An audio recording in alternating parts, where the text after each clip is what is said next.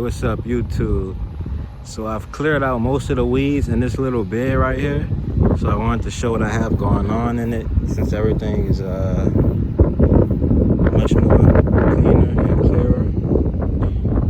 So right in front of me, I had this volunteer tomato plant.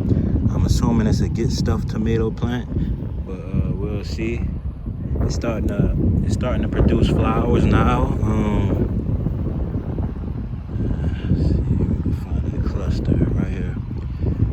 So it's starting to produce flowers now. I can't get it to focus on the cluster, but I expect that I should have some tomatoes before frost, before first major frost. Right here is the strawberry variety called Honai. I believe that's how you spell it. Pronounce it. Honai. I just planted. I just replanted these into 30-gallon bags. I had them in a bunch of containers, in a bunch of 6-inch containers, and I decided I was going to put them in these 30-gallon bags. And on the inner portion, the inner ring, that's a variety called Scarlet or Fragaria virginiana. Honai is Fragaria nanasa. Also, I planted, while I was planting those, I also planted some extra early pedigree peas, so I can provide shade and I won't have to water as much. This variety here, extra early pedigree, also known as improved extra early. It's a dwarf plant, grows 2 feet tall and requires minimal staking or support. Extremely sweet when harvested early, 50 days, and it's a shelling variety. So that's what I planted. They said it had about 75 seeds, but I counted probably up to upwards of 90 to 100. So thumbs up to you think it's exchange for the seed count. So I planted a few of those in here.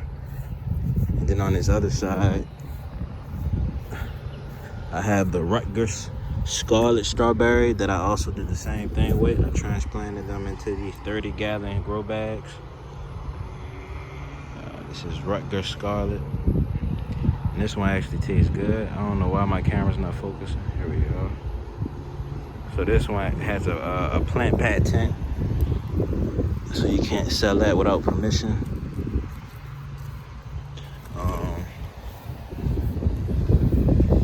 So I have 3 Rutgers Scarlet bags. A few of the plants were putting out runners, and I just planted those runners along with them other plants, hoping they all take.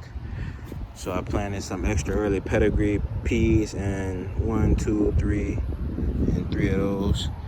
And here's a Fragaria virginiana Scarlet that I got from Baker Creek. And as I said, those take up the inner ring, and on this outer ring I have different varieties that I have labeled. And I just wanted to show y'all how I plant these extra early pedigree peas. So here's my last bag that I'm planting, and I have 5 seeds left. So this is about 95 seeds later. I did it real fast. I just find spaces between. You can see the crowns of the strawberry plants. And I just find spaces between them, and I pop a pea plant in there. It's not gonna grow large at all, and I'm hoping that it'll provide enough nitrogen to my plants. Once I'm done with the peas, once I'm done harvesting them and their season is up. So I just pop those seeds in there, and I just tamp the soil down. Now in some of these other bags, I popped upwards of 20 peas into the bag. Depending if it didn't have too many strawberry plants in there, I added more peas just so it could provide that shading, so I won't have to water as much. I'm in zone 9B, and I'm growing a lot of wild strawberry varieties that tend to grow in forest type areas, areas that are well shaded. So I'm trying to make up for what I don't have. As far as shade is concerned, I don't have much shade. So now I have some water, and I'm just gonna water these in. Now this tomato plant was a volunteer, so I planted my grow bag around it. So I slipped the grow bag right over the tomato plant, and then I just filled it with dirt.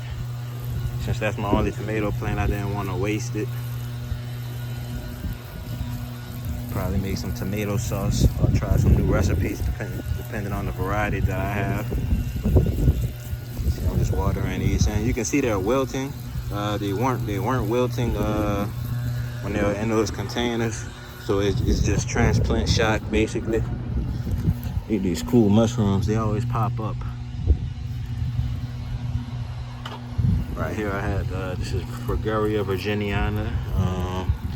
I have the white jade pineapple planted right there in the middle. So I'm just practicing, I'm experimenting with my companion planting skills. Trying to find good companion plants for everything basically. See what I can grow together so I can basically have more food and less space.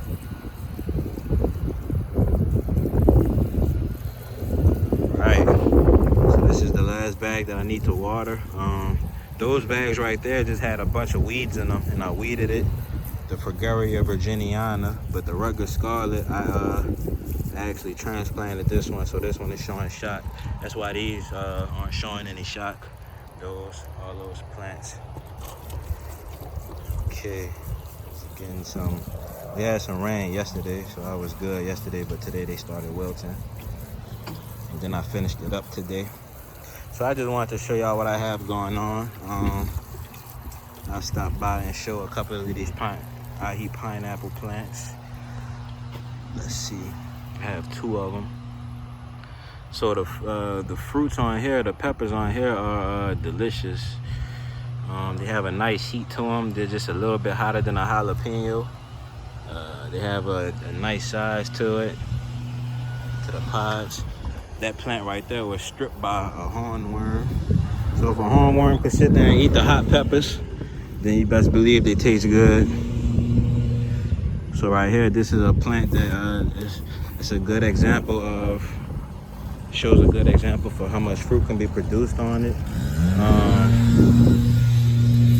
The few peppers I pulled from it, I harvest every day. I probably pull about 5 or 6 peppers every day from just this plant alone, and I cook with them. I use them for all type of stuff. So yeah, y'all, that's what I basically have going on. Oh, and look, here's another Pedigree virginiana, but this one is native to the U.S. All of them are native to the U.S., all of Pedigree virginianas. But that one right there that I got from Baker Creek is a European strain. So this is a European strain of a U.S. native. So right here is a U.S. native also, and you can see this thing is just running around like crazy. Probably because it's a native though. I only had 1 plant in here, and I planted it probably about a month and a half to 2 months ago. And if I lift this pepper branch up, you can see it was 1 plant, and that thing is just sending out runners. 1, 2. I have another one farmer right here. I can count that 1, 3, 4. Another one right here, 5. And then we got the mother back here, 6. Another runner right here, 7. Another runner back there, 8. So there's just 8 runners hanging from 7 runners hanging from 1 mother plant. And this is a fairly new plant, so. All right, y'all, I don't want to keep y'all too long. I also have, I guess I'll go on the back of I'll go and show the back. I have some blackberries that I trellised along this gate.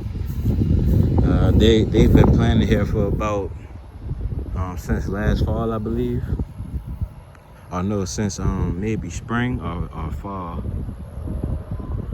So they put on some good growth. And I got most of these varieties from Baker Creek. I believe I probably got all of them from Baker Creek. Some melon pest right there. This is the Edgar's Baby Dragon Fruit.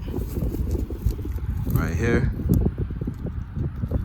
Edgar's baby dragon fruit. I ordered one set from Baker Creek.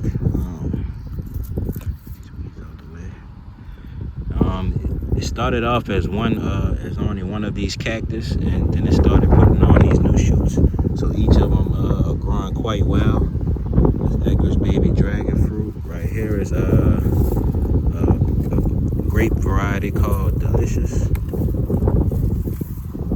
So this is supposed to be a sweet grape, but I just like the look of how I trellised those blackberries on this gate. I have it looking so natural now. So that's my update, y'all. I'll keep y'all posted. I'm gonna be in my field soon, checking on the watermelons, on the progress of those. As for right now, though, I still have GSMO, which is still producing female blooms, apparently. I'm still trying to save seed from the Turkmenistan variety.